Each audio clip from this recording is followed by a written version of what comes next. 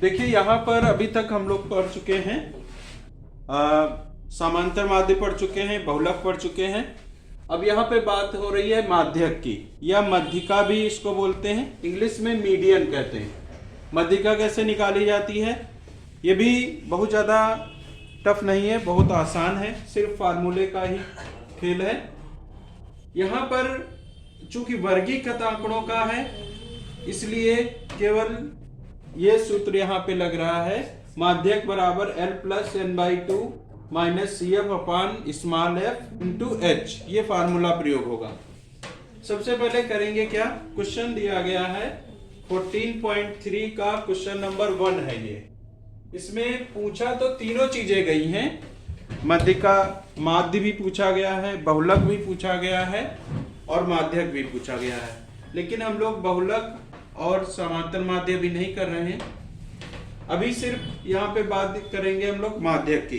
तो इसमें सबसे पहले जो कॉलम बनेगा वो बनेगा, क्वेश्चन लिख लेंगे पूरा।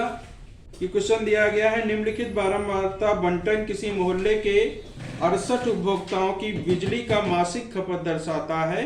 इन आंकड़ों के माध्यक, माध्य और बहुलक ज्ञात कीजिए, इनकी तुलना कीजिए।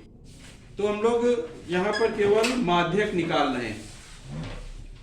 क्वेश्चन लिख लेंगे, मासिक खपत है 65 से 85 इकाई, खर्च करते हैं 4 उपभोक्ता, 85 से 105 खर्च करते हैं 5 उपभोक्ता, 105 यूनिट से 125 यूनिट तक खर्च करते हैं 13 उपभोक्ता। इस तरीके से क्वेश्चन दिया है।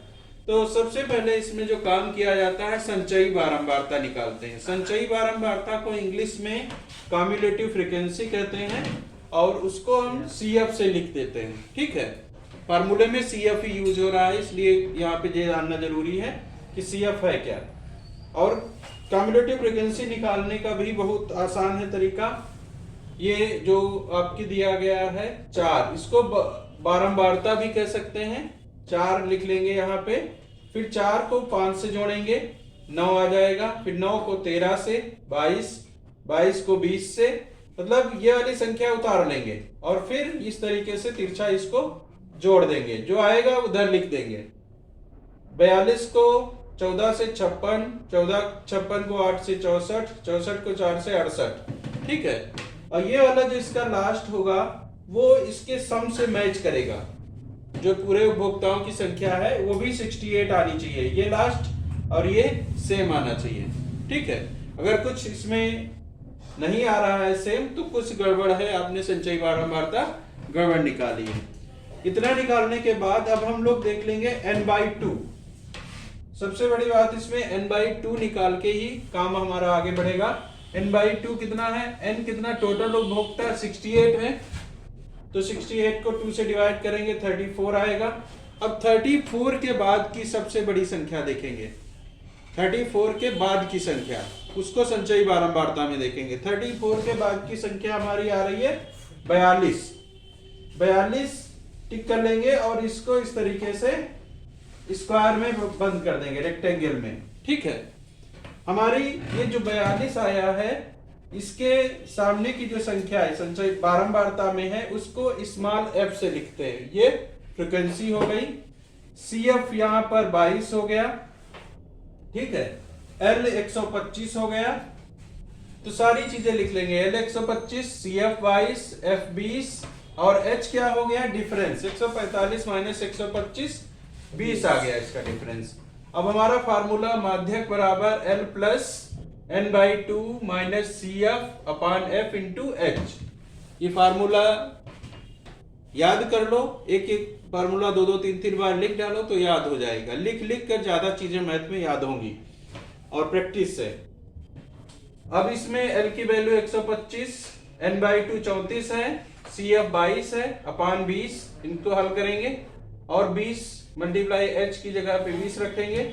125 प्लस 12/20 गुणे 20, 20 कहां से आया, H की वैल्यू रख दी और यहाँ पर F जो है वो भी 20 है, इसको 20 कट जाएगा, 125 प्लस 12 137। यानी कि माध्यक जो यहाँ पर यूनिट आई आपकी वो आ गई 137। ठीक है, यही इसका माध्यक निकल आया इस क्वेश्चन का। ठीक है, तो बहुत ही आसान है। और इसमें एक चीज और है, इसमें रिलेशन है, वो तुम्हारा 1 नंबर का पूछा जाता है, उसको देख लीजिए क्या होता है। 3 गुणे माध्यक, एक रिलेशन होता है माध्यक समांतर माध्य, माध्यिका और बहुलक में, उसको लिखते हैं 3 गुणे माध्यक।